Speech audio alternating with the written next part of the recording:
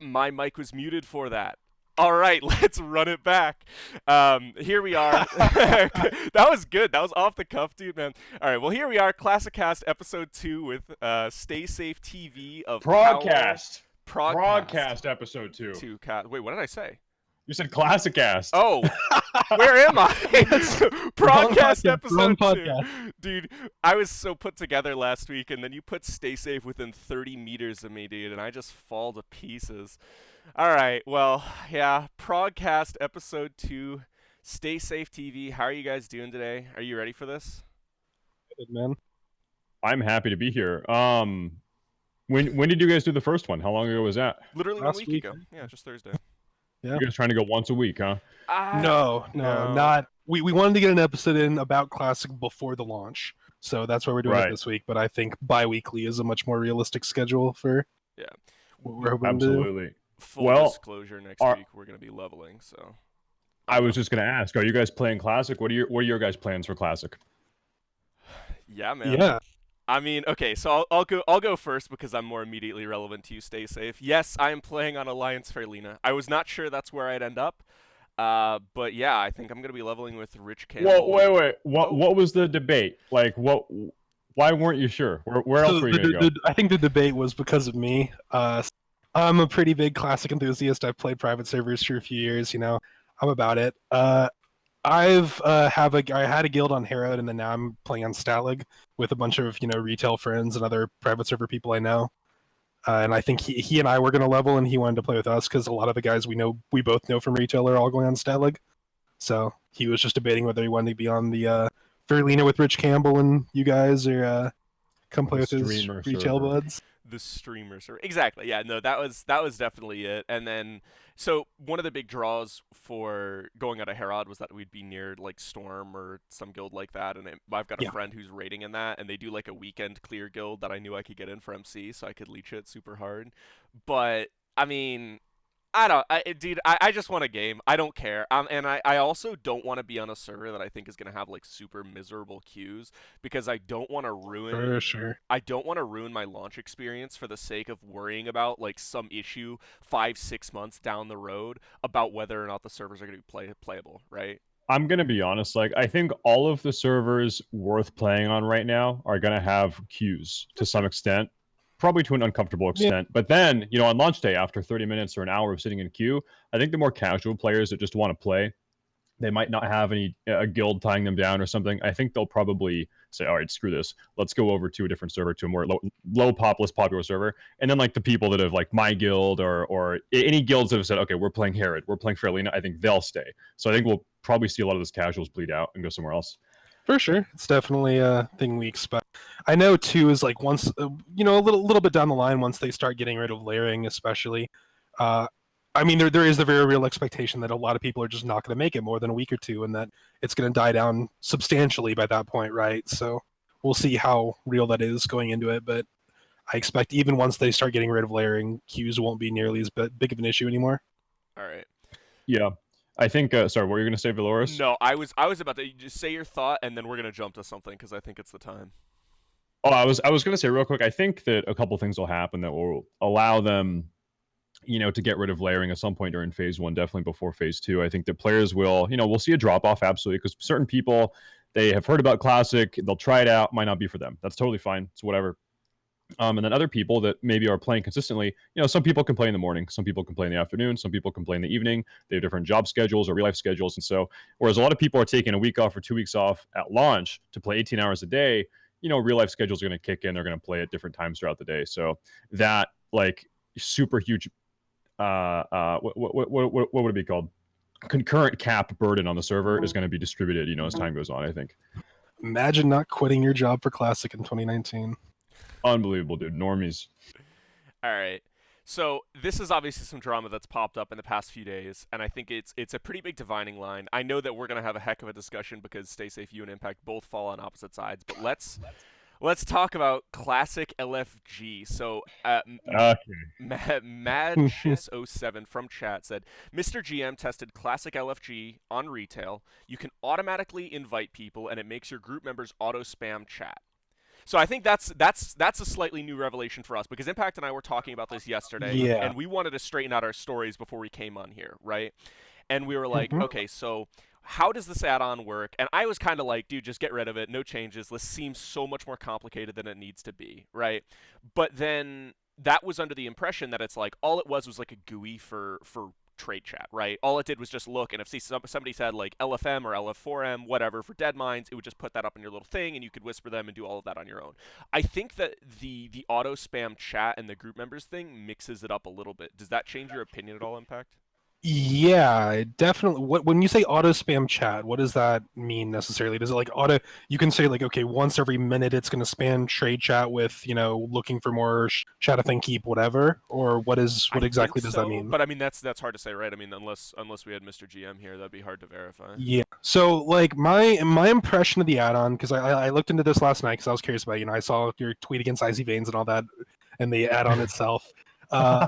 But so like yeah, obviously like you're looking in world chat, you're looking in trade chat, whatever, you're spamming, you're like looking for more dungeon, and you have to whisper them, you have to do the interactions, and then you all have to run to the dungeon to do it. Like first off, classic LFG, I think a little bit of a point. It's not like a retail LFG, right? It's not like it just, from my impression, it does not automatically just simply you press a button and it puts you in a group of 5 random people and you go, right? That's not what it does. Yeah. It parses chat, and from my understanding, it is simply an easier interface to look through people spamming in trade chat, because it filters out only the LFG and the people you want, and then it also gives you a way to just simply post a group and people can apply to be in your group.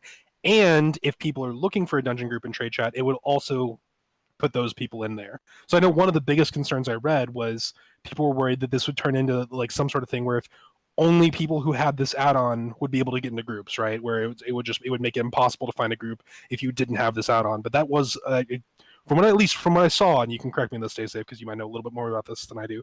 That's not exactly the case, because they had like it simply parses all of trade chat, and it does make a little bit of an like it does add something where if you have this out on, you can see people listing groups. But if you post anything in trade chat relating to finding a group, it will parse through it and it will include you in groups, or if you have a group you're looking for more people for. So from my understanding, it is not like Dungeon Finder or Raid Finder in the sense where you just like queue up. It's more of like what's it called? Like the old I haven't Wrath logged Dungeon into Finder. BFA in so long. It's like Group Finder, right? Where you can list a group, looking for more Mythic plus whatever, and you say, okay, I need 2 DPS and a tank, right? It seems to be pretty much exactly the same as that. And even though that's obviously much less intrusive than than like Dungeon Finder or Raid Finder or something, I think that still does not have a place in Classic WoW. I think one of the big problems with retail WoW over the years, or WoW in general over the years, has been this slip from interaction and communication to sitting in menus waiting for something to happen. And that it just takes you out of the game, and it also decreases the degree of that social interaction and agency, not agency, but sort of value of your name. Because, another thing in the add-on that I have a problem with, you can have a blacklist. So if you decide, okay, I don't like this guy, I will write his name down on the blacklist, and he will not be able to sign up for my dungeon group that I've listed with this add-on, this classic LFG add-on.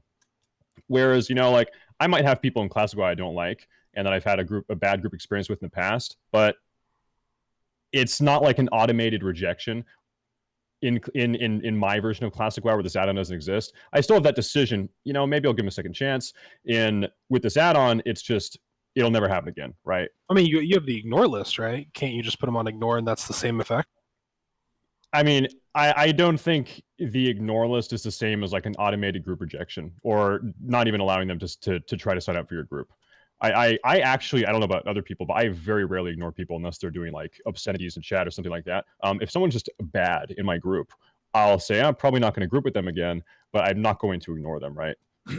So I would definitely say that. I mean, so if you put someone in ignore, right? Like if without this add-on, so your normal way you're finding group is, and assuming there's a world chat or something, you're posting in world chat saying you're looking for more people. I mean, assuming you don't have like a guild or other people you're maybe individually asking. So if I'm posting in world chat and looking for this, if I have someone I ignore, like that's a pretty automated rejection, right? Because they literally just can't message me to say, hey, they want to come do this group. Like there's no way for them to contact me through the normal means. Like that's basically the same rejection. Well, I think the action that gets you to that point is a little bit different. So for me, I can only speak from my point of view. I will only ignore people, like I said, if they've done something, said a racial slur or whatever. It's something they shouldn't do. With this add-on, if someone joins and wipes his first pull of Blackrock Depths, I could see very easily, just by being bad. Maybe they haven't said anything bad. They're not. They might be a nice guy, but they're just bad at the game and they mess up.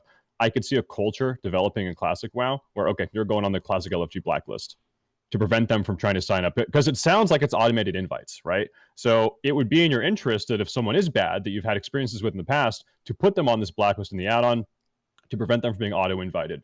Whereas an ignore, that's more of like a serious behavioral thing, in my opinion, and not just you suck, I don't want you auto joining my group again. Okay, that's fair. Because I guess my question then would be if the add-on has a blacklist feature, right? If it has a blacklist feature and you create a group, I guess that is a little less harsh than just the ignore function, because it, like, the person who you have blacklisted doesn't necessarily know you have been blacklisted, because they just simply can't see your groups that you're forming. I assume that's because then it's like, maybe you have a friend who's really bad at dungeons and you just don't want them to know when you're doing dungeons and forming groups, and you can blacklist them and they will none the wiser never know. But if you ignore them, they obviously will very quickly find out if they ever try to message you. So I guess that's definitely fair.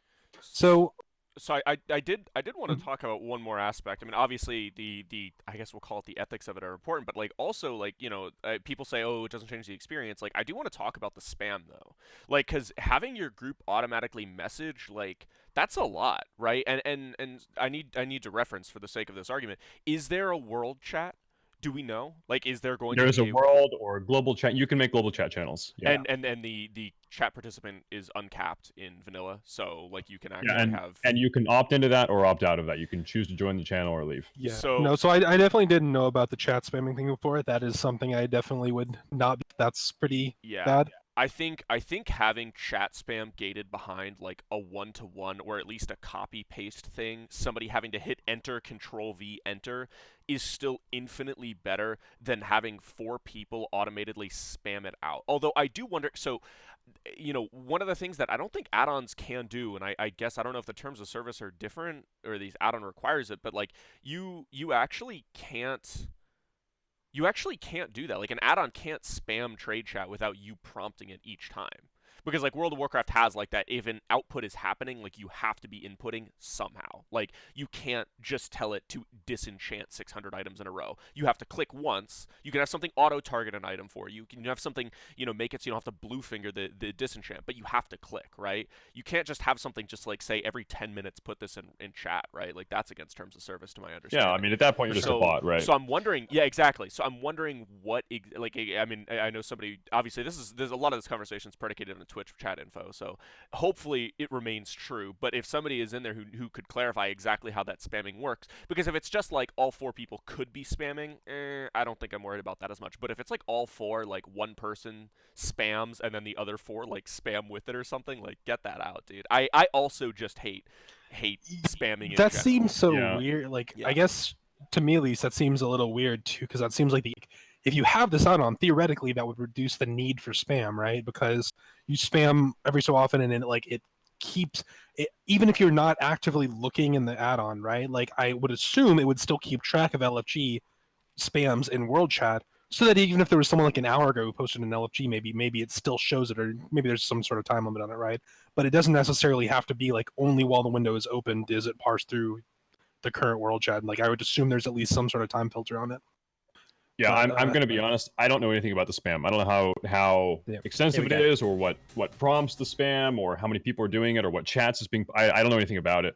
I can talk about like the just sort of like how can I phrase this? The impact of having like group invite automation or auto grouping in Classic WoW. Yeah, I think that, like, for me, one of the beautiful things about Classic WoW is, okay, I'm in trade chat, or global chat, world chat.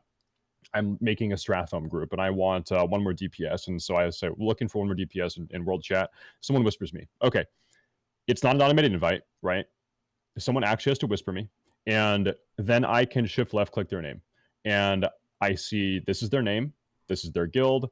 Do I respect their guild? Is it a bad guild? Is it a good guild? Have I played with this person before? Or maybe even I say, you'll see this a lot with like Zul'Gurub pugs or Molten Core pugs later on. People say looking for Morsel Grub Pug. I'm standing on the pillar in Ironforge. Come up and slash poke me if you want to come. And so someone will come up and slash poke me, and I'll look at their name, I'll look at their guild, I'll look at their gear, I'll look at their enchants, I'll see how they're itemized, and I actually have to look, okay, is this someone I want in my group? It's not an automated invite. And I think actually sort of having to, like, in game almost look at them in the eye and size them up adds a lot of depth, social depth to the game that I think auto invites and auto grouping sort of undermines in a lot of ways. And for me, that's one of the big selling points of Classic WoW. And one of my concerns is that if an add-on is allowed to be like this in Classic WoW, that this environment would be fostered where you have to have the add-on in order to get things done, right? Well, okay, so Yeah. so I'm gonna recommend. I mean, somebody linked it. It's from Mr. GM's channel. He's actually live right now, dude. Drop him a freaking follow. But I'm gonna recommend you guys should pop that clip open. It's really concise and goes straight through exactly what the add-on does. And I'll be honest. Okay, so there's a few things about it. Like, I don't love the fact that it automatically spams and you can see there's a broadcast interval thing. I think, and Impact and I talked about this, one of the things that changed the social environment is the fact that dungeons have gotten progressively easier, right? Like, if you just spam invite 5 people from trade chat for certain instances in the game's history, you will not kill it, right? So the fact that it auto invites and like puts together the group for you is like, and it's in the dumbest way possible, right? Like, you don't know what specs you're getting, you don't know what players you're getting. Like, you can see, and it essentially is what I talked about, right? Like, he gets whispers from people and it lists them all in a row, right? And like that, I'm totally fine with that. I'm totally fine with just having like an enhanced /who, because when somebody whispers you, what do? You don't instantly invite them. You check to see their level. You check to see their class, right? Like, I mean, that's something that you're going to do anyway. Having that all in a nice little GUI, that doesn't bother me. And just in terms of talking about, like, oh, you have to have the add-on to get this done, it doesn't look like the add-on communicates in private channels, right? It looks like it functions when people whisper him. And that, to me, that's totally acceptable, right? Because if I have an add-on that just says, and again, spamming aside, if it just says once, I say, okay, send this message to guild chat, looking for more VCDM group fast, XD, whatever, that's fine. And then people whisper me, it does a little /who on them, puts their name there. I think I'm totally fine with that. Again, like, Yeah. it's not necessarily like the true authentic classic experience, but I think one of the arguments that Impact brought up is like, we can bring the vanilla back, but we can't bring back being 10. Like, and obviously not everybody was 10 during vanilla, but the point is that people have been playing this game for 15 years. Things are going to be faster, they're going to be better. We have logs this time, which I hate. I'll be honest, if I could just go through and just delete like logs and a lot of the new add-ons, I would, but we can't. That's just not the experience that it's like possible to make for where we are, right? So this add-on seems like a super inoffensive like movement towards that, I think that it's a very big difference, having prior knowledge of the game or knowing how to level quickly or already knowing raid mechanics versus like undermining the social dynamic of the game. Yeah, I think those agree. are different things, I and think that's how I view it. Yeah, I think 15 years of knowledge is a much bigger impact on how the game plays. I mean, okay, like think about this, right? WoW comes out in 2004, right? Do you think anybody sat down and was like, I'm going to hit 60 in 5 days? Like, no. The game was it took so much longer to get there. Well, Like, you talk about... someone did. Did somebody in 5 days, real time, first character they leveled up in vanilla? Oh no, not first. This is what I'm saying. Like, okay, so the launch just isn't the same, right? Like the launch. I mean, anybody who plays retail knows. Like, I mean, launch is like it sets so much of the tone for the game. BFA is a shit expansion because Old Deer was a bad raid, basically. Like, it's like that sets the tone for the whole thing. And all I'm saying is like from the moment that the expansion starts, it is already a different experience because people are going to be getting to a higher level. Like, if people hadn't played vanilla, you wouldn't be looking at this as like, okay, content will be over in 2 months until the next phase comes out. People will still, I mean, and even now, people will still be leveling for a long time, but you'll have like a front runner pack that's going to be essentially done with the content that exists in the game in 2 weeks or something like that. Like, I mean, that's a huge impact. And on top of that, all of the content that comes out in the future is solved. And I'm not saying any of this is bad. It's inevitable. That's just the way it is. It's an is. It just is. There's nothing to be done about it. But it does change the whole context. That's what I'm saying. There is something to be done about preventing an add-on like this. Like certain things you can't change, and there's 15-year difference, but other things we can have control over, and Blizzard can shut down add-ons like this. And a concern of mine is sort of piggybacking on the add-on. You mentioned a great point. It's not always optimal to have an add-on auto invite. Let's say 3 rogues sign up and you don't want 3 rogues in your group, and then you're like, frick, I have 3 rogues. It might be better to selectively invite people. Like it always will be, but an add-on automates that. And this sort of add-on I'm concerned about where it might lead. This sort of add-on fosters gear score. It fosters Raider IO, and you know what I mean, because these are things that were used to select good players versus bad players, or accomplished players versus unaccomplished players. And I'm afraid that an add-on like this might necessitate, okay, the add-on's pretty good, but I keep getting bad groups. What if we have a gear score add-on, or a gear score integration, or what if we have an IO score that is integrated into the add-on to help with group selection and stuff like that? I'm afraid of where this goes, right? I would argue that this isn't an imminent predecessor or logically required for those things to crop up. I think a Raider IO for vanilla or some kind of thing is inevitable, and I don't think. And I get the feeling of like, what does this mean? But I think if anything, this is more of a sign of things to come and less of a like logical necessity. Like we know those things exist, right? We're not talking about like evolving an idea. We're not saying. Go ahead, Impact. No, I was just going to say. So like, yeah. One thing that one point that I think I sort of disagree with a little, that I think has been brought up now. So Valor's mentioned before is like dungeons and classic are simply harder, right? And if I'm like on live, if I was to carry this add-on over to live, and it's just straight up form over to live, I probably would never use the auto invite feature for harder content, right? But for easier content for dungeons, I'm all about the auto invite feature. Yeah, fuck it, 4 rogues, sure. I don't need a healer. Why would I need a healer for low level dungeons? We're never gonna die. It's like, the content being insanely easy, combined with the fact that there is no chance I will ever recognize the people who sign up for my group, and there's no chance I'll ever recognize the guilds, that's where I think the social dynamic breaks, right? Whereas if I'm in classic and it's a server where I'm guaranteed to eventually start recognizing the names and the guilds because I'm forced to play with those same people, there's no cross server. And second, where the dungeons are actually harder and it requires a little bit of effort to get through them as opposed to like the shit show that retail leveling is. I think that's where the social dynamic comes into play, right? Whether I need them to whisper me for an invite or whether I initially click their name on a panel, I don't think that's what breaks the social dynamic. I think it's the actual content requiring communication and requiring a little bit of knowledge and a certain, like, you need a healer, you need a tank, you need some DPS. Maybe I don't want 3 rogues because I want a range to be able to pull. Maybe I want a mage who has polymorph for this dungeon. That's where I think the real like change in social dynamic comes in, and I don't think this add-on has any effect on that. Yeah. Was my view of it. And actually, in defense of that view of it, I mean, people love to talk about retail and how all the social constructs have broken down, but I mean, if you look at what breaks it down, is it looking for group? Because every time that I've done hard content, I've never done a 20+ key and not been in Discord with people.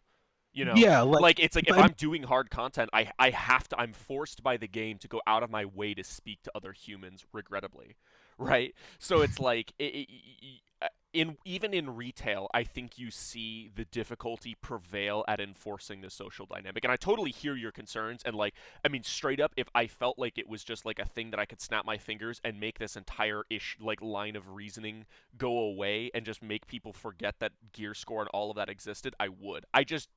I don't think that it is something that's going to seriously impact stuff more than.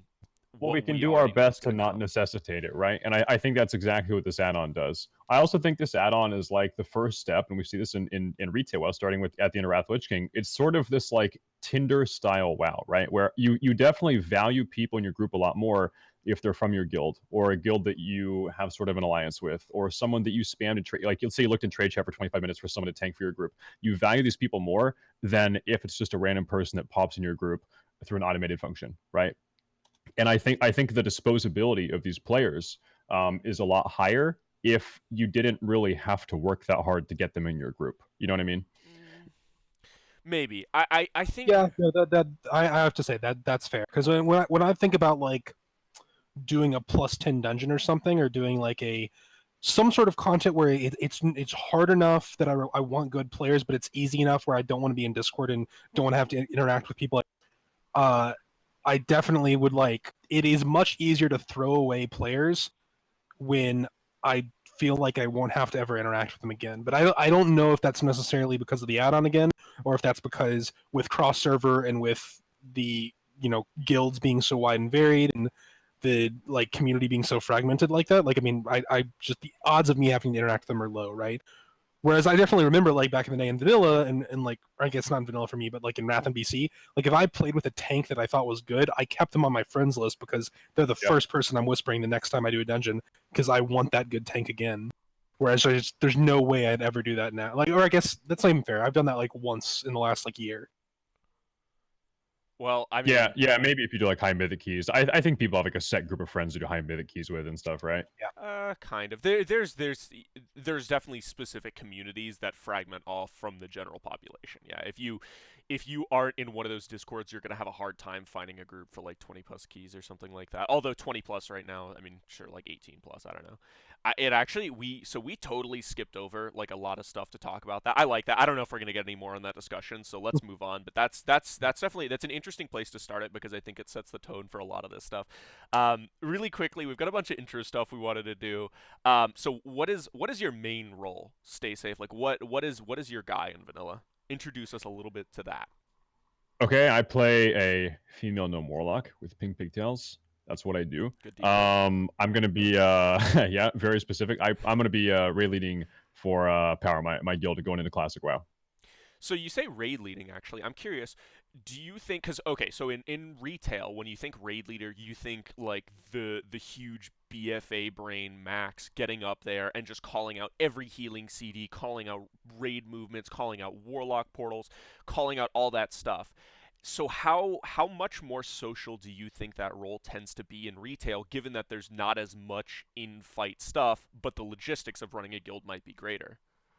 There are huge logistic hurdles in preparation and spreadsheets and making sure people are doing the right things, especially as we approach, we're trying to get a very early Ragnaros kill. So we're having to, wrangle a lot of people to make sure they're on the right path. There's a lot of hand-holding and micromanaging, and that's not to say that the people in my guild are bad, but I just have to make sure people are doing the right thing. There's just a lot more moving bodies, right? In classic rating. And then, sorry. I was just the thing I've always heard about classic and like rating in general in classic is that it like compared to retail, it is 90% of it is prep, 10% of it is execution. Oh yeah, but that preparation is just the like above all critical thing. I don't think anyone would say that classic rating is anywhere near as mechanically challenging as BFA. I mean that discussion, which is harder, like it's so played out, it's so dumb. I think everyone is sort of on the same page on that. Anyone that would argue otherwise, I think, is just completely out of the loop. But as far as like cooldowns and calling raid cooldowns, there are cooldowns to be called. Definitely a lot less than in BFA, 100%. Yeah, for sure. It's interesting. I think seeing the way that plays out for me as a retail person is going to be extremely funny. Neat. I don't know. So one thing I mentioned. So stay safe. At least for me personally, like when I play classic WoW and like when I do raiding in classic WoW, I raid retail normally, so I like the raiding in retail, right? I don't play when I raid in classic WoW, I don't play it for the raiding necessarily. I do the raiding because I want the gear, because that gear is going to help me in every other aspect of the game, and like for PvP especially, right? Is raiding the same thing for you, or do you raid because the raiding is fun?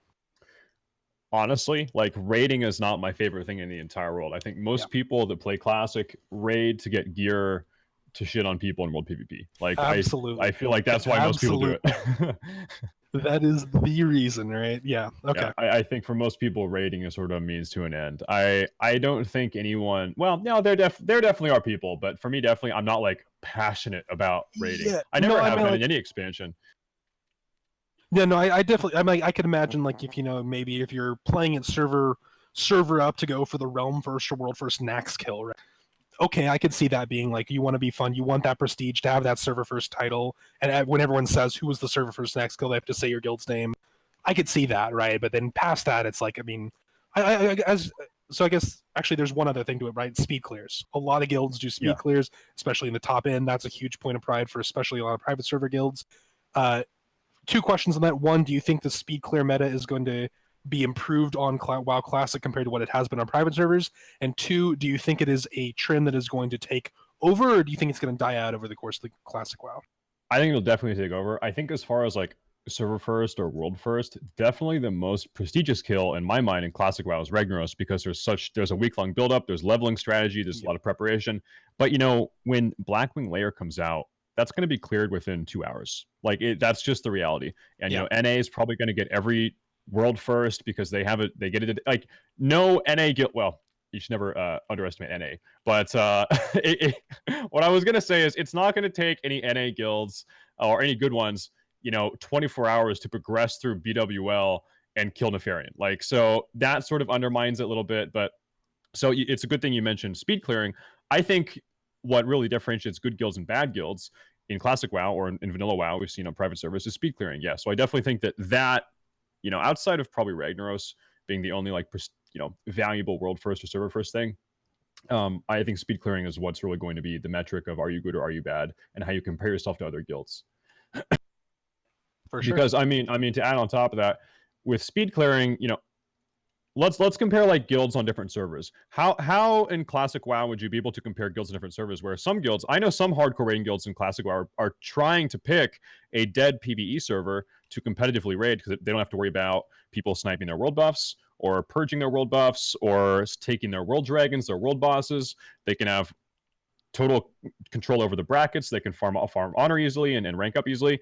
Whereas, you can't compare that rating environment or hardcore rating environment to a very competitive PvP server where you always have people messing with you and trying to screw you over, and you're gonna have 1/10 of all the world dragons, and you know what I mean. So it's just much more competitive in that regard.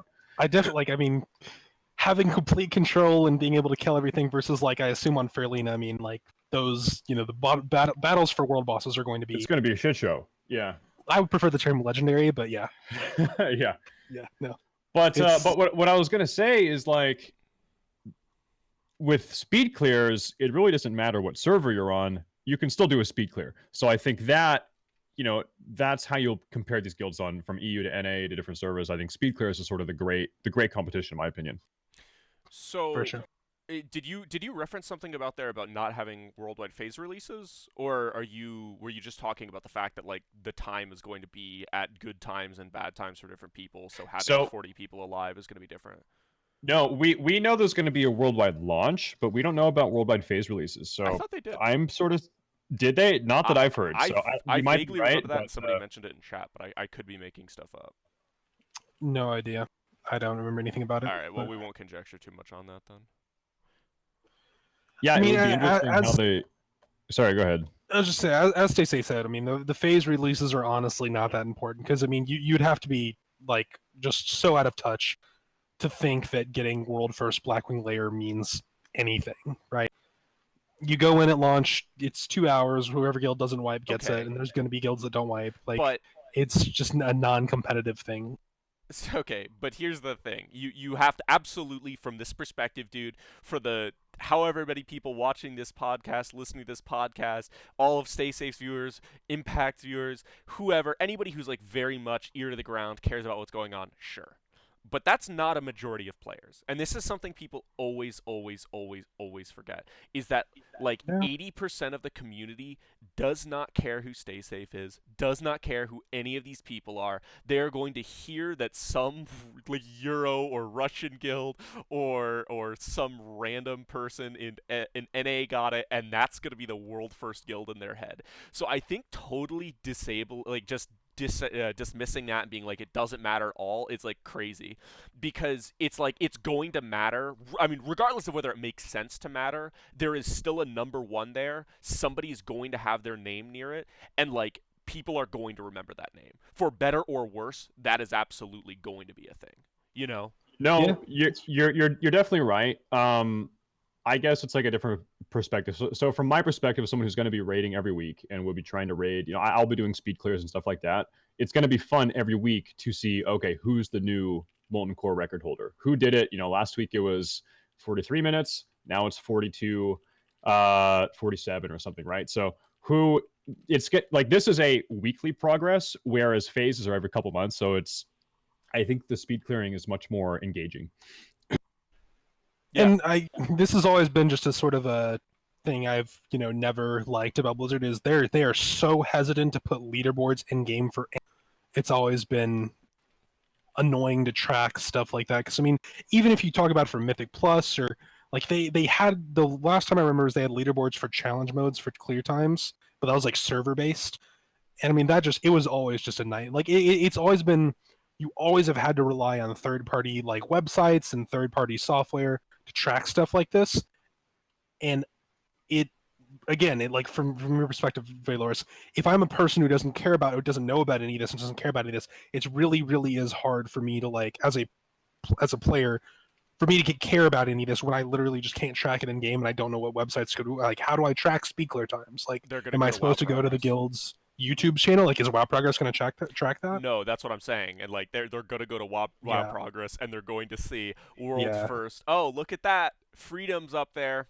Cool. Guess Freedom's world first. Who cares about any context? Who cares about anything? It doesn't matter. You know, it's just You can link them to the fucking YouTube video of Dream State taking the fastest Ragnaros. and they're just gonna say, yeah, What does that but mean? they're at number 9. Who cares? They're not world first. You know, it's just WoW Progress has Yeah. method at number 1. Now it has power at number 1. They're the best guilds. I don't know what to.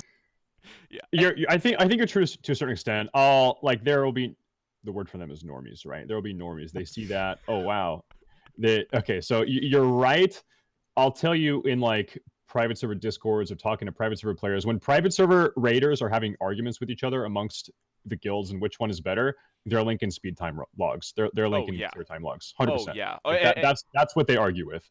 Yeah, and absolutely, and I'm not. I mean, for the top end meta, this does not Yeah. apply. Absolutely, speed kills seem like. I mean, I'm not the most informed vanilla guy, but from what I've heard from the discussions I've had, that absolutely seems like the more interesting thing, and like the better representation of a good guild. I mean, literally anybody with 40 people in could kill MC. Basically, it's a question of who can do it fast, who can optimize the best, etc. So no, I'm totally with you there. But I think it is interesting to acknowledge that there's going to be okay. It's you know, it reminds me of like people thinking Asmongold is like a world first raider because he does those world first heroic runs on the Tuesday, right? To everybody who knows what's going on, it's like a meme. He knows it's a meme. He's just like world first heroic, right?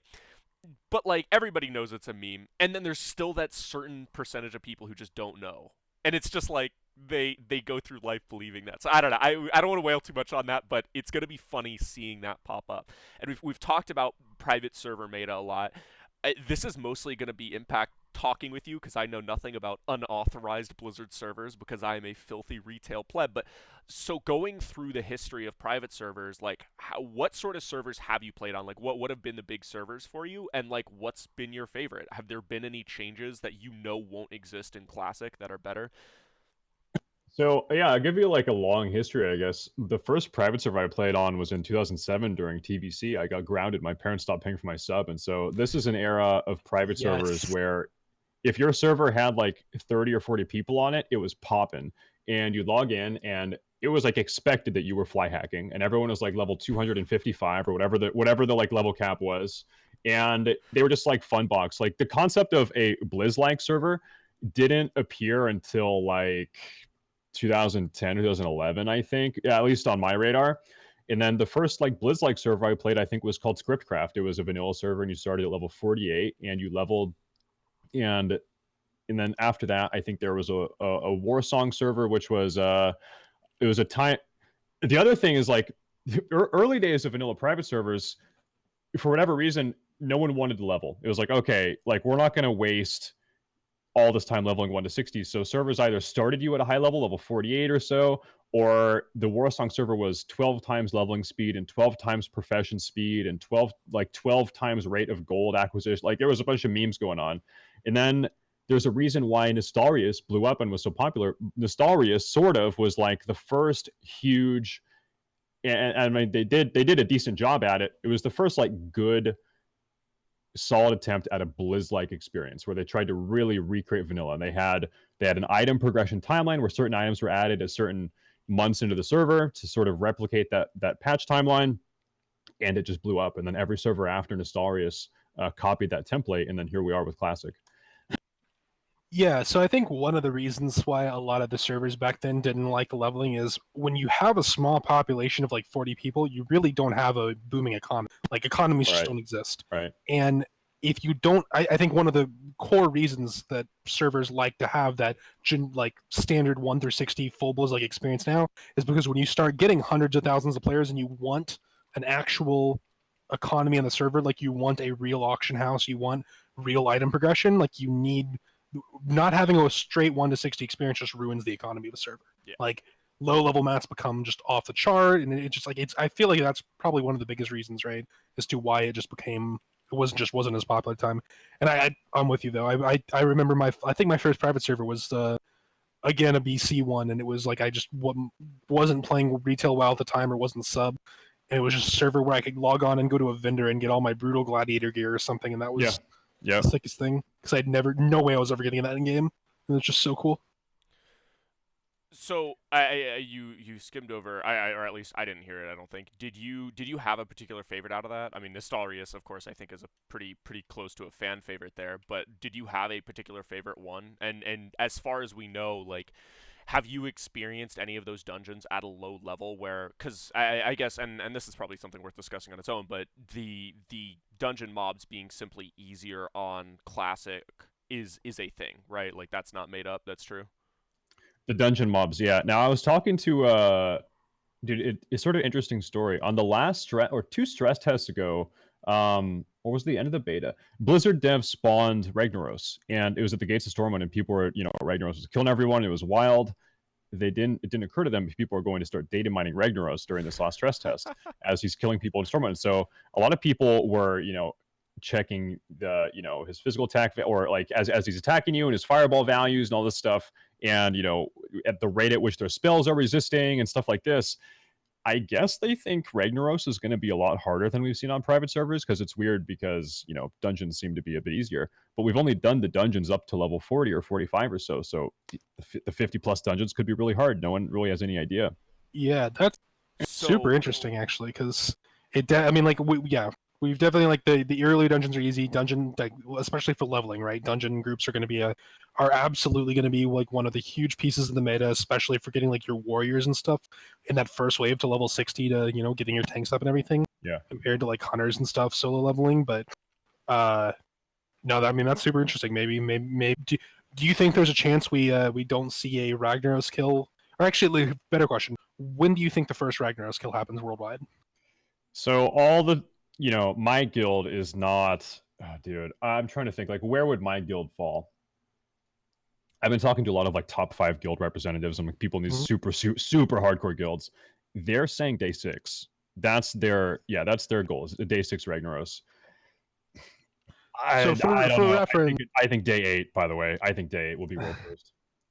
Yeah, I could see either way. So for reference, I think day 8 has been done. Like day 8 has been done on private servers, right?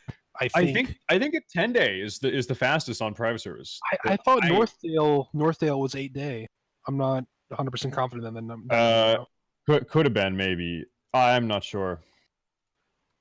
But anyway, 6 is incredibly fast. Like, yeah, we're talking, like, I'm talking to these guys. They're saying, okay, I'm not sleeping for 80 hours. Like that's what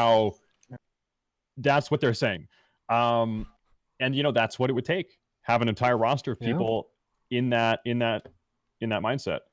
6 days, if it happens, that's a mix of not sleeping and playing at a very, very, very high level. And I mean, this is one thing I observed when I was at the Red Bull thing, watching Limit play and Pieces play. Like, I feel like a lot of people can play at a pretty high level for 3 or 4 hours, or 2 or 3 hours, but to play at a high level for 16 hours or 20 hours or 30 hours, like, past like the 20-hour mark, I start getting really stupid. And you start dying and running into walls and it's like pulling monsters. Yeah. You're not as aware as you are normally. So I don't know, dude, because you become so much less efficient the longer you go. Yeah. So there's the day 6 Ragnaros would be absolutely insane. My personal belief is day 7. I think day 7's wins, but I think there's 2 reasons as to why this is going to be faster than private servers, from what I've heard. One, at least in the guilds I've talked to, there is such widespread Adderall usage, it is unreal that guilds want drugs to stay up longer. Like that, and it's like not even a meme. Like that is a very common thing in the guilds I've talked to. Players are about it, and like I have a ton of friends who are doing the speed leveling thing. They're in hardcore guilds. They're going to be going for it. guy that is that Valorous and I know actually, was talking about, like, he's duo questing his like mage priest up to 60, and he's very, very, very confident in the day 5 IRL 60 that they're gonna hit. Like, they've done the route before. He's very confident in it, and I think one of the biggest choke points in the past, like, obviously questing has been the meta in the past. Like, dungeon leveling just wasn't a thing in private servers. Now all of a sudden you got dungeon leveling, and not only do you have dungeon leveling, but the warrior group is like one of the meta groups, right? You have mage spell cleave, but that's pretty hard to. Mage spell cleave is good, but it's hard to execute, especially over a long period of time without making mistakes. The warrior melee cleave is like super safe. It's face right? roll. Yeah. It's face roll. It's super Yeah. safe. It's consistent, and it is such a sick meta comp, right? You can get your main tank up to 60 in such an insanely short time compared to any time you've been able to do before, right?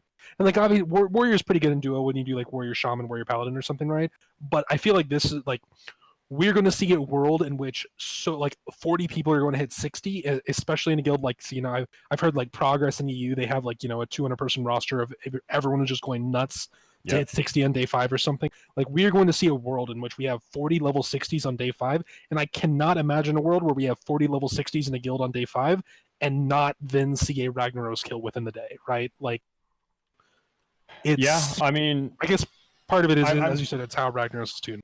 I'm thinking about sleep patterns, right? So if they're all hitting 60 on day 5, they've got to have like a sub 4, 1 to 60 and not sleep a lot. Ah, dude, like, you're really pushing it. And then like, this is what I'm talking about, the sleep thing. Like, the longer you're awake, the more poorly you play. So not only, like, oh man, it's going to be so challenging. They're really going to push to the limit, right? Because they have to play exceedingly well for so long, and they're tired, and oh man, like everything is against them, sort of. Yeah, I mean, and you reference the pieces in the limit, right? I mean, like, and you could see. I mean, we were on the desk talking about those guys being exhausted. Yeah, and they were doing, by the comparisons of what people are talking about doing for launch, they were doing a mild schedule. And I mean, and that's insane to say, because I mean, they were raiding 14 hours a day, awake for 16, 17, and like, they were exhausted, and you saw like exhaustion and the inability to continue to perform at a high level play a role in who got world first this race. And we're talking about people adding more hours on top of that and going at that breakneck pace for like 8 or 9 days. I mean, it's going to be insane. And you have to also remember, like, it's much easier, and anybody who's pulled an all-nighter, it's so much easier to keep doing when you're engaged. Can you imagine dealing with server queues when you've been awake for 30 hours, man? Can you imagine having to just stay awake and not just fall asleep on your keyboard 30 hours into a grind if for whatever hellish reason you're in a queue for even 30 minutes and you're just sitting there? What do you do? Put on a TV show and fall asleep, dude? You're gonna try to keep talking to other exhausted, sleep-deprived people? Like, it's, I think that level of human performance is difficult to achieve. Like, I'll just say it like that. And I don't think that you're going to find people capable of achieving 30, 40 hour long awake periods for more than one in a row in private server guilds, places. I agree. So for reference, the schedule that I've heard, touted a bunch among people, it's basically 30 to 40 hours day 1, like however long they can do, 30 being on the shorter end of what I'd expect a lot of them to do. And then after that, it's basically just 18-6. You're awake 18 hours, probably like 30 minutes of that or 1 hour to that is maybe showering, food, other stuff. And then that 6 hours is sleep, right? And then you're just basically on that 18-6 schedule until you hit 60. And that, I think with that's day 5 IRL is doable. It's funny you said that's exactly my schedule. I'm thinking about 30 hours day 1 and then 17-7. So there's like an hour where I'm showering, I'm getting some food, walking the dog, whatever, walk around the block, and then it's go time. And to be clear for anyone, I saw something about it. Day 5 IRL level 60 is like absurdly world first pace. That is like, the meta, the routes, exactly what you're doing. You have a group of people just as dedicated as you, and you're like going for that world first Ragnaros skill. That is not a realistic schedule or a realistic time frame for anyone who's like not done this like several times over. So. Okay. Let me ask you this. Talking about the showering thing, World of Warcrafters, they don't shower. I actually play better, I think, and I'm more attentive when I'm showered and clean. I feel absolutely bad and grimy when I'm like gross. Like, do you guys feel the same way? I think showering daily takes 3 or 4 minutes. It's important. Yeah. I mean, I think it's huge. Like, you wake up after 6 hours, you're groggy, you go take a hot or cold shower, whatever your preference is. I mean, that wakes you up. Like that sets you ready for just going immediately. Right? If I roll out of bed and just like climb to my computer chair and sit up and press start, like You're I feel done. like that is just going to be just so much worse, right? Compared to just taking. I mean, showering takes 5 minutes, right? You can go just take a quick 5 minute shower and come back. That is such a little time investment for honestly such a huge quality of life gain when you're sitting in the I same agree. spot for 18 hours straight. What a I mean, hot hey, button issue. Is showering worth it? Yeah, true vanilla well, experience. hey, if you're a real vanilla brain, you can route in showering. So you're on a 5-minute flight path. Okay, take a 4-minute shower. You're back before you even land. That's the real way to do it. Hell yeah. Exactly. All right. So, this is going to be just so people are bracing themselves. We're going to be a little bit shorter. Last time we went about 3 hours. Not going quite that long this time. I want to spend this last like half an hour, 40 minutes. I want to talk about guild stuff. Technically, that's what we're all about here. Is about the guild stuff, right? So, stay safe. Not just gorgeous, extraordinary defender of freedom, but also the GM of essentially two guilds, right? I mean, and certainly, if not the GM of freedom, certainly the figurehead of both power and freedom, right? Very American combination. So I want to So talk. Go ahead. I was gonna say, so I'm the GM and raid leader of Power, and then Freedom is like my sort of community stream community social guild. They're gonna be more of a low key, casual progression style classic while raiding guild. And I've actually we're operating out of the same Discord, same guys, but I got to give credit. I passed off GM is gonna be a guy H Coffee. He's leading Freedom. Oh, great. Okay. Well, H Coffee, God bless you. But let's talk about some of the weirdness of building a classic guild, right? Because Impact and I, we ran a guild for a while, and there's a lot of rules in retail that we kind of abided by. It's like you need to be able to do raids, right? Like you need to be able to take that weekly That's important for attendance a to rated people. guild. Exactly. I mean, it sounds like like some super obvious, right? But you have the challenge of building a guild that does not raid. You have no way of taking attendance and seeing who are the people who want to be in Stay Safe's Discord and who are the people who want to actually be raiding. So just talk to me about like what has your approach been for recruiting for a game that just doesn't exist yet?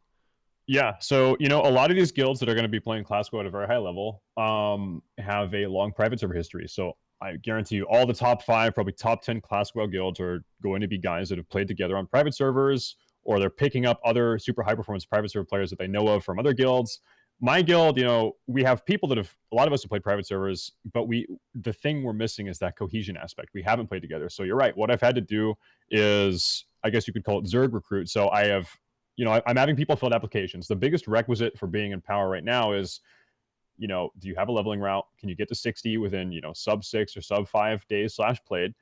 Have you, like, how many hours can you play the first 2 weeks? How many hours can you play subsequently after things settle out? So I'm looking for, 16, 17 hours a day the first 2 weeks while we're pushing hard. And then from then on out, I want 8 hours a day online. This is a no life guild, so I need you to be a no life. I think anyone that has a job, you can play 8 hours a day. Just have to prioritize WoW. um, but yeah, I mean, like you said, I don't have a raid roster until I see who logs in and levels fast and performs and shows up.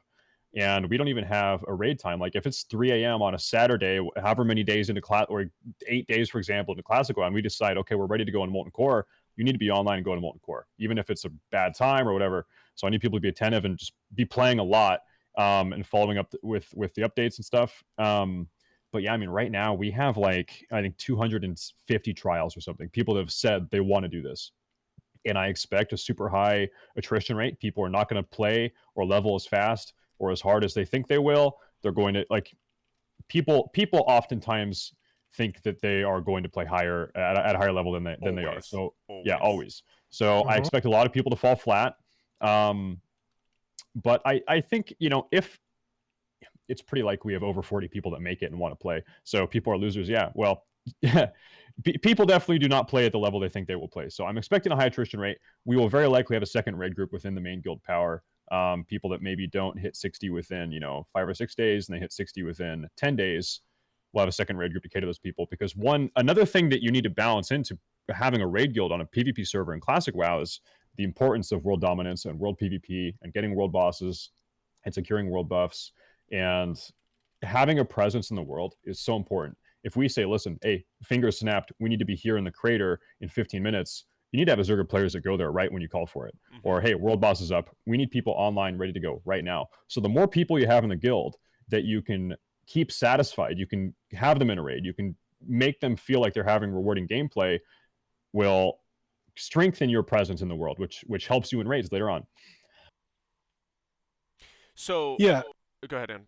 Yeah, so I was just to say, so I mean, we you mentioned before you have like 250 trials right now, and from what I've heard, that definitely on the higher side, but that's pretty par for the course, right? Because when a good statistic to follow that I've seen in private servers before is when you're preparing for a guild for a vanilla launch, and like in private servers, it's much more people who've done that before as opposed to this, where there's tons of people who've just simply never done this before, right? That it's universally you should expect at least half of your roster to just never hit 60. Like half of your roster will not make it. They will be gone. Something will happen. They'll come out. They'll quit. Whatever. But just half of that roster will not be able to do the grind. And for some private server guilds that have literally done this with these same 40 people over and over, that's probably not quite as true. But especially when you're mass recruiting, it's almost certainly going to be true when you throw retail players into the mix, right? In terms of experience you look for, I know you said leveling routes are a big thing, whether they know how to hit 60 or not in the time frame. Do you think you prioritize a private server and vanilla experience more? Or do you prioritize retail experience more? And then also, I know you mentioned the 2 raids as well. Do you think that the people who hit 60 in 5 to 6 days played, because they have better routes and because they know what they're doing, do you think that they necessarily are therefore going to be the better players and they're guaranteed raids like raid roster 1? Or is there potential for someone in raid roster 2 who maybe takes longer to level to then take their spot if they end up being better? That's those really good questions, man. Like our week 4 raid roster is going to be very different from our week 1 raid roster or first Ragnaros raid roster, right? Because like there might be better players who just take longer to level. Like you can be good or bad at leveling, or you couldn't take 2 weeks off work, but yeah, definitely the week 4 or week 3 raid roster is going to be very different than week 1 or week 2 raid roster. And sorry, what was the first part of your question again? Yes. So the first part of my question was basically that when you're talking about for trials, like do you value retail experience more, vanilla private server experience more? Like what sort of experience do you value the most when you're looking at people? This is a really good question. Also, like as far as getting if you're going for server first Ragnaros or a 10-day Ragnaros or whatever, or even faster than that, I really think the private server players have an advantage because we all know like Molten Core is not the hardest content, but you need to be practiced and know how to level fast and have your route down. And you need like more than that, you need to be able to play, you need to be able to not sleep for long periods of time. So I think that, and this is like a big picture thing. I think as far as Classic WoW goes, big picture, I think that private server guilds have a huge advantage. I think we'd all agree going for a world first or server first Ragnaros kills. But then, Definitely.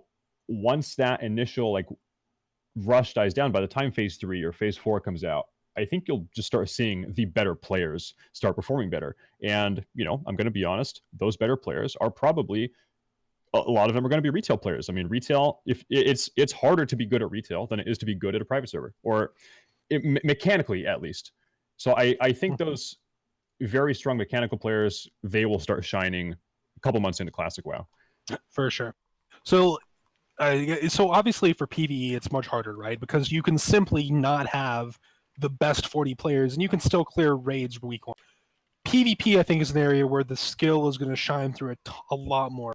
So I know that in private servers in the past, and especially during stress test, we've had a lot of these tournaments pop up. Like there was a dueling tournament that like Esfond and I think you did, right? Like you were part of that dueling tournament or whatever.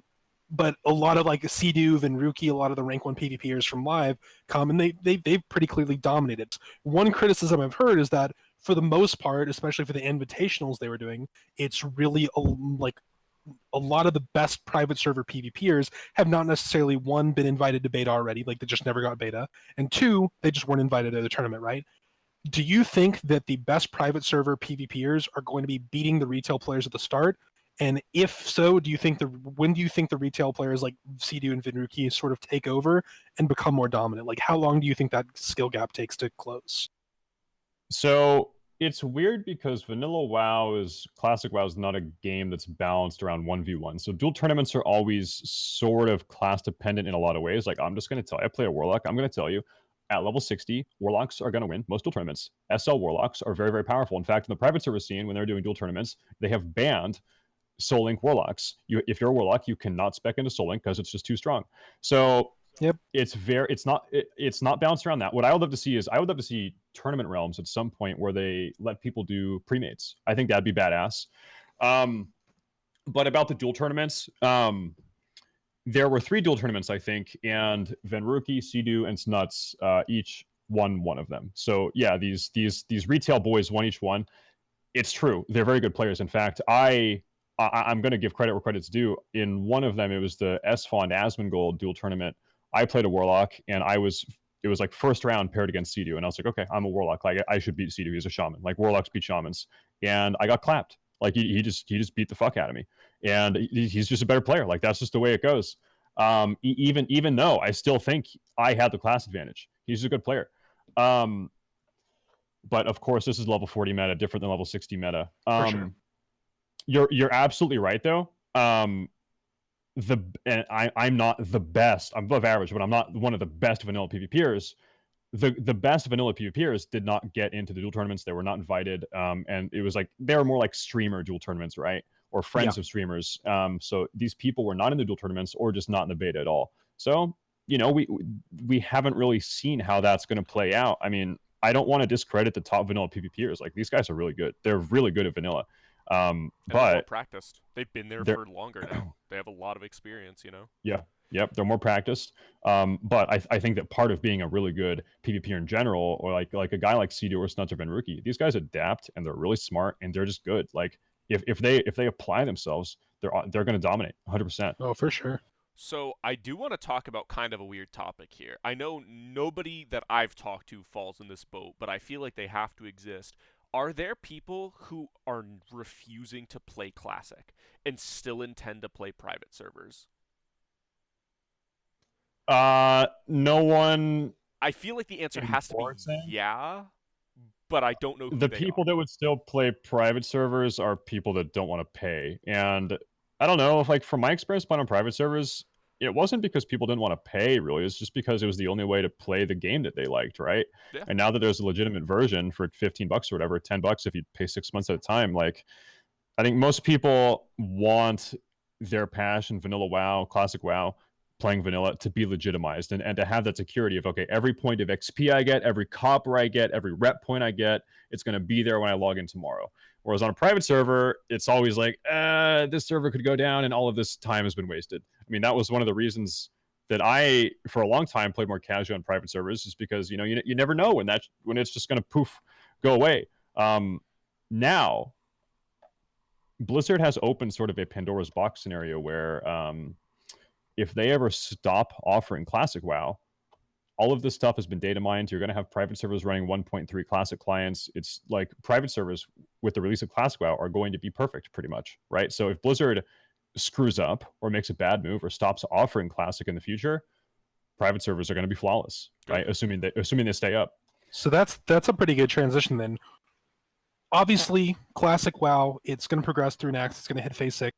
There needs to be an endpoint at some point, right? In terms of Phase 6 is released, all the content's out. I don't think anyone wants to argue, or anyone would argue, that you literally just should leave those servers up for the next 10 years like that and never do anything with them, right? That's a pretty boring option. Do you prefer the world in which we only do Classic and just do cycle through servers? Like, start a new server, fresh server, the fresh meme for private servers, right? Everyone gets on it. We all do the entire thing all the way up to 60 again. We go through Phase 6, 2-year cycle, 1-year cycle, whatever. Or do you think progressing to BC and then eventually Wrath of the Lich King is the correct call? I think they should do both, honestly. I think they should have, 2-year Classic WoW cycles and also move on to TBC. How they transition from the end of one Classic cycle to TBC, that's the big discussion. Is it a fresh TBC server where you have to level 1 to 70? Do you have a character copy where you copy your 60 character and full T3 over to the TBC server? There's problems with that where, like, your low-level economy is screwed up. You mentioned that earlier because everyone's already level 60 and decked out.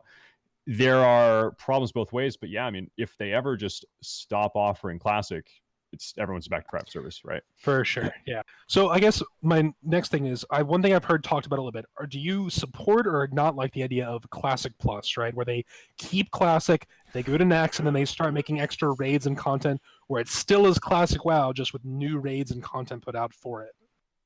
I don't know about you guys. And actually, I feel like in the classic community, most people, I feel like at this point, are sort of into that. I personally am not. I think the first problem I have is okay with Classic Plus. Do I trust 2019 Activision Blizzard to make No. good WoW content? No. So No, I no, don't no. want them doing that. Also, I mean, one of the beautiful things about Classic WoW is we know what it is. We know that we like it. We already know that we love it. We know what it is. Um, and I mean, by the end of vanilla, you already have huge power spike and player progression problems anyway. Like Nax gear is OP. Nax gear is like there's a huge power spike Yeah. by the time people have Nax gear. I mean, in the vanilla community, people will I think pretty unanimously agree the best time for vanilla WoW is like it's going to be phase 3, phase 4, where you have BWL and ZG gear. As far as Yeah. PvP goes, that's like the best PvP phase with the way the gear itemization works out. Beyond that, people get so bursty and globally and everyone becomes a glass cannon, it just gets kind of ridiculous. And it also like the barrier to entry for everyone. Like you can BWL is sort of the last real raid where BWL is easy enough to still pug, right? Like you can get a pug of people and At a do certain point, yeah. BWL reasonable enough. You'll have Nax, your more casual guilds doing it, definitely, yeah. yeah, and Nax is sort of the the end all raid of classic. It's harder, right? It's still it's not like quite retail WoW, like you need 300 pulls on a boss type thing, but it is harder, and it's definitely not something that's quite as puggable. Casual guilds will struggle with it a lot. There's a lot more comp restrictions, and getting that sort of insane gear is just much harder at that point, right? Yeah, definitely the gap between like your tryhard players and your casual players is super extreme, and Yeah. that's fun for the tryhard players. You run around one-shotting people in world PvP, but like that's like not good for the Mhm. game, really. All right. So last thing on the classic, on the like what's after classic, right? One other idea that I've heard put around a couple times. Are you familiar with how they do Diablo 3 now? The Diablo 3 seasons? I think, but break it down. So Diablo 3 is a not been iterated on in forever, right? And the way they do it now is they do seasons where it's every 3 months they release a new season, and each season has a new theme to it where they basically just add something or change something. Last season was, they threw a buff on, and it was like for every maybe if you don't use tier sets this season, you just get a huge buff. And so now the meta build for everyone is not to use tier sets, use only other stuff.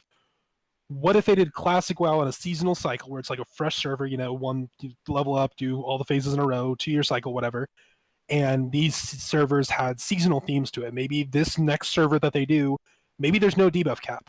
Maybe this server there's just no debuff cap, and that's the meta they do. Maybe this next server, mana cost are reduced by half, and that's the theme for the server or something. Like basically just adding in something like that where it's like it's very low dev time for them, but it gives an added element where it's just not simply classic over and over again. It's just something else thrown in. And I don't mean to say that classic needs something on it. I mean, clearly private servers Yeah. have shown that it is incredibly popular, right? But it might be a little bit of a new fresh thing in case people wanted something No, different. But I get where you're going. That seems like kind of fun serverish. One thing I think would be cool, and this is probably equally as fun serverish, but I personally think this would be a lot of fun. Is at some point maybe after one or like probably 2 or 3 classic WoW cycles, I think having speed release classic WoW servers where instead of on a 2 year cycle, you're on a like 6 month cycle. Oh, And so jeez. when you go Oh, into yeah. BWL, your guys are super undergeared. When you go into AQ, you have like everyone's super undergeared, and so it makes the content a lot harder because you have so many fewer lockouts worth of gear below your belt. I think that would be a lot of fun. So have you been following the server that got released by like the Northdale Lightbringer group recently? No, So no. they basically they did one last fresh classic server before actual WoW Classic. I think it got released like 2 months ago, 1 month ago, something like that, where it was a vanilla server like Northdale, high quality Blizz-like experience, except every single piece of content was unlocked from day one, and the goal was to see who could be the first guild to get from 1 to 60 and then clear Kel'Thuzad, and how fast Right. could you do it from day one release. And that was pretty interesting. There was some very, very interesting theory crafting that went into how fast you could do it. And I don't even know if it's been How killed yet. long ago? Okay, you don't know. As I was going to ask. I mean, Silverhand, someone in chat is saying Silverhand is what it's called, I believe. the problem with releasing that server right now is like everyone cares about classic. Who's going to care enough to do that? But Yeah, I it like came the a, idea. It's just like a bad time. yeah, no, it came a little late. They were just getting something in to help people pass the time. But no, there definitely was a lot of. I read some of the theory crafting that went into like how you would get it from from 1 to 60, and then eventually basically just go straight to Kel'Thuzad, right? And there were some guilds theorizing they could do it within a month, and that seemed pretty ambitious. It was very interesting Yeah, for sure. that's Selen said wild. no one's cleared KT on it yet. That's sad. 6 bosses died in Nax. Well, That's interesting. That's a cool idea. Okay, so stay safe. We've got what, like 10 minutes or so? Yeah, just about that. Okay. So I do want to go through really quickly here because obviously we're on the cusp of something great. You know, it's like right before the world race. You know, you kind of want to sit there and be like, okay, what do I actually think is going to happen? So I want to go through 3 questions. What day does Rag die on? What class is world first? And like a long shot, just weirdo bet on something you think just might happen. I want to get what you guys each think, and then I want to rub your faces in it if you're wrong. So Okay. stay safe. Let's do you first. What day does Rag die on? Okay, let me look at my calendar here. Classic WoW comes out on the 26th, 27th, depending on where you are. Ragnaros dies on the 3rd of August. That's what I think. So I think second. 7.5 or 8 23 days. days before launch, Rag dies. Sorry, 3rd of September. Yeah, That's it's already a been long killed. shot, Yeah. Fuck. So, Yeah, Kungan's already cleared Ragnaros, so that's not really that bad of a he bet. got rank 14 just now. Also, I heard. Okay. Okay, so sort of similar guess. That's what I think. Probably the 3rd of September. World first, level 60. I think will be a hunter.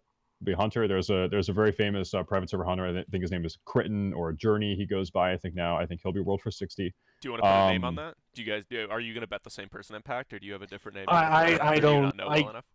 There are way too many people who are way too good at leveling for me to make any bet. I mean, like I think for Northdale, I think it was. I think it might have been Journey or Crichton, or there was another like hunter in a guild. He ended up getting server first hunter because at level 40 he got an epic like BOE, that dwarf hand cannon drop. Oh like, yeah, some sort of drop, and that just like doubled his kill speed from like 40 to 60, right? Right. And, like, I mean, that's right, just right. like such an insane RNG thing. I mean, and point is, stuff like that can happen. I agree. I think You it's know, 100, because it's a private server, you wonder if there was some foul play. Don't right? It's Yeah, a BOE epic, huh? I mean, it's bound to happen to someone, right? But no, I agree. Hunter solo leveling, questing, someone's gonna have just an insane route, not sleep. It's gonna get it. I don't want to even try to guess who it is gonna be, but I think Hunter solo level is gonna be it. Okay. And do you have anything in mind for your long shot bet? I made this question knowing what my weirdo bet is. Do you guys have one? Does Twitch chat have guesses that I can put down, dude? I see Hunter. I do. Okay. This is a crazy thing. So in early vanilla WoW, Ragnaros despawned after 1 hour for the week. If you didn't kill him within an hour after summoning him, he would despawn, and you couldn't kill him until reset, until next week. And then later on, it was buffed to 2 hours, or nerfed, I guess, to 2 hours. I think we're going to have a guild go in early, undergeared, sleep deprived. They're going to summon Ragnaros. They're going to wipe a couple times, and I think Ragnaros will despawn, and then they'll be screwed out of the lockout. You That's think what I think. the world first guild to see Rag will not kill it because of that? It would be pretty funny, and I don't even know if they're going to do that in Classic. Like, I'm not sure exactly what it was like in Patch 112, which is what they're basing Classic off of. I hope it happens, though. I really hope something like that happens. Okay. That's fair. I like that. All right, Impact, let's go through. What did you say for what day Rag dies on? September 2nd is my day for Rag Days. I agree with Stay Safe. I think level 60 Hunter solo questing is going to be world first. Just going to be someone who like doesn't sleep and has a crazy route, gets a little bit of luck involved. I would assume it's someone on a PvE server who's like doing it specifically to not have to deal with any like harassment or anything. Wait, that's actually lame. You level much better on a non-PvP server, right? No, I mean, the yeah, game is way like, more legit on a PvP. You get to Stranglethorn Vale on like Harrowed or Ferlina or something. I mean, it's going to be a blood, right? Yeah, like it's that's true. I'll tell you though, if you're a super fast leveler, I mean, by the time you're 30, you are so far away from the rest of the pack, and the people that are with you, that are close, like they're concerned with their leveling and not, messing with you in Stranglethorn Vale. But you're right. Like it is definitely a lot easier to level on PvP server. Yeah. So, and then my long shot bet, I think there's going to be some sort of surprise or very significant shakeup in the meta raid comp at some point for D. I think there is going to be some sort of build or thing that has not been found yet, and based on WoW Classic changes, that is going to be a significant shakeup. Specifically, what I've heard, and they talked about it a month. The lifesteal changes, the spell coefficients for lifesteal changes on lifesteal weapon proc. I've heard that there's, and I haven't tested it myself. I've heard that there is a Ret Paladin build floating around there that is actually like got some insane numbers going. That potentially could be where you basically go a very fast weapon, seal of righteous, and you do like some sort of weapon with a life stealing pro, and you go full spell power, and it's supposed to be pretty insane damage. I don't want to put my eggs on any one specific spec, but I think there's going to be there's going to be a surprise that comes out of the wood. Okay. Probably things scaling off spell power that weren't on private servers, whatever it might be. I'll tell you this, like, I think, okay, here's a bet. I bet World First Ragnaros has at least 15 mages, which is like absurd. Because Really? people are gonna be spell cleaving. Yeah, I think spell cleave mages are super. I mean, a lot of these guilds I've heard they're doing 4 mage, 1 priest spell cleave, like 20 to 60. That's how they're doing it. So Hell yeah. I think there's gonna be a lot of mages. We'll have to see though. Okay, I put that one down Fair too. enough. All right, so I'm the least educated on this. I'm gonna go ahead and say September 3rd for Rag. I totally believe in that. World first class. I'm going mage, dude, because I'm a rebel. I'm not gonna say the same thing as you guys. I don't care how smart your guesses are. And my long shot bet, and this is the one I really wanted to do this for. Okay, I think just based on what you said about Rag, dude, I think I've got a tinfoil theory that the scaling for dungeons in Classic gets harder. So I think the reason why vanilla servers had those weird coefficients for mobs is because they were going off of the level 60 multipliers for elites. And I think that the dungeons probably get harder as you go up in level. So we haven't seen the higher level dungeons. So like at 40, the multiplier is increased from that like whatever 170% that it is at like level 20 and 30, right? Mm-hmm. And then by the time you get to 60, you're up at that like actual private server multiplier, which is what and again, this is kind of long shot, but I just heard that. I'm like, oh, dude. No, this That makes could sense. Except it was my new long shot theory. It was intentional. All the private server guys got together and decided that they knew this was eventually coming 10 years down the line. So they've just been like training with weights on this whole time. They're just ready. All right. Well, I'll tell you this: like a lot of bosses on private servers, raid bosses, their spell resistance values are very, very low. So armor is pretty easy to deduce, Easy, yeah. and a lot of it's documented. Spell resistance values are very hard. So if you look on like the Lights Hope core, which is the most recent iteration of vanilla private servers, like the bosses in Exramus, all of them have almost like no spell resistance, like 10 spell resistance. Whereas bosses, like there are a couple bosses who have their resistance values listed in the WoW Atlas. I think this is old Brady Games guide, and they're like, what it appeared to be in the guide is that bosses sort of have like thematic spell resistances. So Gar has super high armor, Ragnaros has super high fire, he's immune to fire. Lucifron, he does like like Shazza, for example, he has very high arcane resistance. He's like an arcane guy. Kel'Thuzad is listed. He has very high shadow and frost resistance because he's like a frost and shadow wizard. And so talking to the classic devs about classic WoW, they've said, yeah, like all the bosses have thematic spell resistance and armor values. So whereas on private servers, a lot of bosses, if their spell resistance value wasn't explicitly known or stated, it was left at like floor, like just base level, almost non-existent. On classic WoW, I think the casters are going to be doing a lot worse, like on average, because I think resistance values are going to be so much higher. That's my expectation. Yeah, I mean, it makes total sense. Like I think there's going to be some very, very big surprises, especially later on with content that we just haven't even like come close to seeing, like Nax AQ. I think there's definitely going to be some huge surprises later on, and I'm excited, man. I'm excited to see what happens. This is going to be very different than private servers. It's going to be very different than OG Vanilla, but it's going to be. I don't think anyone's going to be crazy disappointed because I think this is going to be a very cool experience. I want to ask you guys this: you guys are very competitive BFA raiders, retail raiders, very, very skilled retail raiders. Just the phrase "world first classic WoW Ragnaros." Is it a world first? Do you value that at all, or do you think it's already been done 15 years ago? I value it because I don't think that classic WoW Ragnaros has been done before. I think vanilla WoW Ragnaros, I think private server Ragnaros has been done, but in my mind, classic WoW is a new game. It is based off of old games, but I think this is just simply put a new, weirder version of a game because simply put, this game has not been released before. Like, you've never had Blizzard do a 1.12 experience for an entire game that they've already made, right? So in my mind, yeah, absolutely. This is world first Ragnaros means something to me because it's an endeavor, man. It's hard. Like it's not an easy thing to get that. Yeah, I mean, I'm kind of in the same boat on that. So, I mean, would I say world first Rag, world first Ashara in the same sentence? No, not even close. But it's not like I hear that and Yeah. I'm like, that's not an accomplishment. That was done 15 years ago. Because it's a completely different thing. To me, modern classic is an optimization problem because almost all of the information is known. There's very few variables. You're going in and you're basically looking at who has the most creative approach on how to do it, right? And then, when you're talking about classic forever ago, I mean, it's like, or sorry, I guess we'll call it vanilla. Like the game, it wasn't. First of all, it wasn't even necessarily functioning. Second of all, people didn't know anything. Like it's a completely different competition. I think they're both valid in their own right.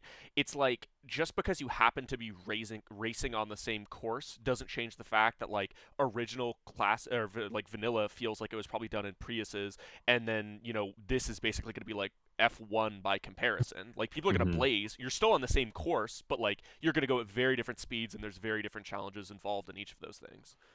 I think one of the coolest things about Classic WoW in general, and one of the reasons why I love this, I love Vanilla WoW. Like some of the best games of all time and some of the most competitive games of all time are games that are just simply have been left alone to develop a really in-depth meta, right? Like the longer you leave alone, the longer you leave a game untouched, the more in-depth of a meta you get. Like StarCraft Brood Wars, like Super Smash Bros. Melee have insanely in-depth and technical metas because they just don't get changed and they get left alone, right? Classic WoW falls into the same boat in my mind, where it's like because it has been around so long and like we get to just iterate and like optimize things that we wouldn't even consider in retail WoW. Like I mean, like so Valorous and I, we wanted to go for the world first or like a top 110 to 120 leveling route in BFA. Like the optimizations we were making and working on there over the course of like a month, I mean, they don't even come close to what people have done for vanilla, right? And like obviously it's a very different thing because it took us like 5 hours or 4 hours, and this we're now talking about 4 or 5 days in comparison. But like if we had to do that for 10 years and iterate on that, I mean, there are so many like things we probably could do that we just would never even have to go back and consider because we only had to do it once, right? And now this is something that people have been doing for 10 years and they get to work on. Like it's very cool to see. I'm a huge fan of when we get to optimize things to their fullest extent over a long period of time. Yeah, I mean, like, so do you guys think that if there was like 15, let's say WoW stopped after Mythic Ashara, like there's no new content, do you think 15 years from now would there be like crazy Mythic Ashara strategies, like Not stuff you Mythic wouldn't even think of Ashara. right now? No, I don't think so. I You think No, it's done? Already crafted out? Mythic Ajara is a weird fight. Is the well, problem?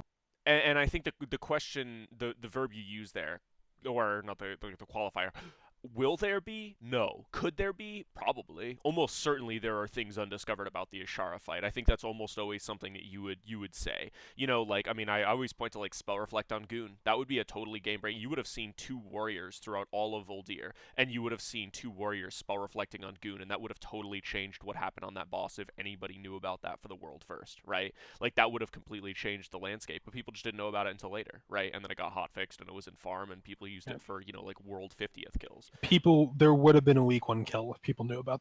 Yeah.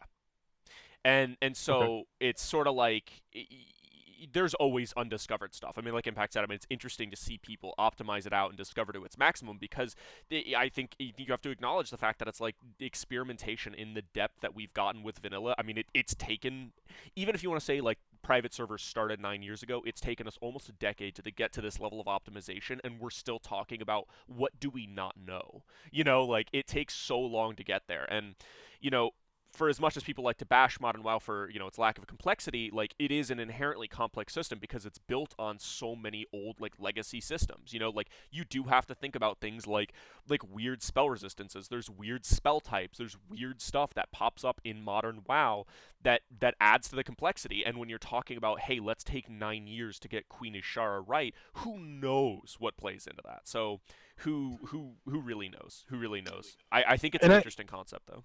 and I have to say, as someone who plays like I play Warlock on live for retail, like the high end of specs and like not even just the high end, and people are so bad at trying out new things and finding new things, even in retail where we have Yeah. all the tools in the world. Like there are so many optimizations and things that we just like figured out during the tier and did. I saw other people figure out and do that just no one had ever occurred. Like for Roblox specifically, like the tier started and everyone thought AF was like the end all be all spec, and then now at the end of it, like there was obviously buffs and stuff, but people were playing demo, people were playing Death Strip. There were so many specs and things that like people are trying out and figured out and are doing now that just weren't even there at the start of the tier, and it's just the amount of actual iteration and theory crafting and like true testing that gets done is so much smaller than you'd think, and so many people even at the top end will just like follow the meta, right? Which is why I'm like very confident there's going to be things that are figured out in Classic WoW that have just simply not been figured out yet, or that people have just not tried yet that might end up being good. 100%, or even stuff that people had thought they figured out on private servers that is just wrong because it was like a private server meme, right? Yeah. Well, I mean, and Absolutely. going back to class optimization this tier, I mean, like, look at something like tanking, right? Where you thought that Brewmasters were just going to be the answer all the way through for the 4th tier in a row, and then it turns out that they were. Like, wow, man, big changes there. Even in the classic podcast, dude, I'm going to rip on Brewmaster Monk. Go fuck yourself, Brewmaster. Anyway, I think maybe Classic WoW just needs monks, man. Maybe they just need that's. We need Brewmasters in vanilla. No Good point. changes except monks. Thanks. That's you've got to be about heading on. Am I right? Stay safe. Yeah, I do. All right. Well, give us your little sign off spiel, and then I'll hit you with the sign off spiel, and then impact. Do you need? Well, keys? hey, listen, I appreciate the invite. This was a lot of fun, actually. I appreciate it, guys. Impact and Valoris. Thank you very much for having Thanks me for on. coming on, man. Thank you. Appreciate it. Maybe we can do it again after like a month from now, after everything is said and done. Classic WoW is played out. We'll reflect on everything. Yeah, that's certainly the dream, dude. Oh no, wait, which is it? Social? I think it's social. See whose predictions are right. Yeah, definitely. I mean, right. We made them for a reason, right? All right. So hopefully, yeah, we'll have you on again at some point. We are gonna stay online here, and I think, dude, Impact, you want to do some keys? Thanks for coming on. Stay safe. It's been a true pleasure, my friend. I hope we can compare and we can find out who was right, who was wrong. See how Power did. Give me in one word your feeling towards vanilla right now. Layering. That's my feeling. Okay. I hope it leaves as soon as possible. Fair enough. Yeah, we didn't even talk about that. That's like another hour discussion, but definitely. I hope they get rid of it as soon as possible. I'm with you there. Yeah. That's definitely needs to be gone. Well, layering will be a really interesting topic to talk about next time, because a lot of times people think Daddy Blizzard's doing something wrong, and a lot of times it's something right, and sometimes they think they're doing something right and it's something wrong. So we'll see how sometimes you think you do but you don't. Yeah, that also happened. Yeah, we'll see how layering plays out. Let's talk about that next time, dude. Stay safe's got to head off. Save America, dude. I'll play it with the Hulk Hogan theme. Take care, guys. Thanks for having me on. Yep. See you, dude. Goodbye. Stay safe.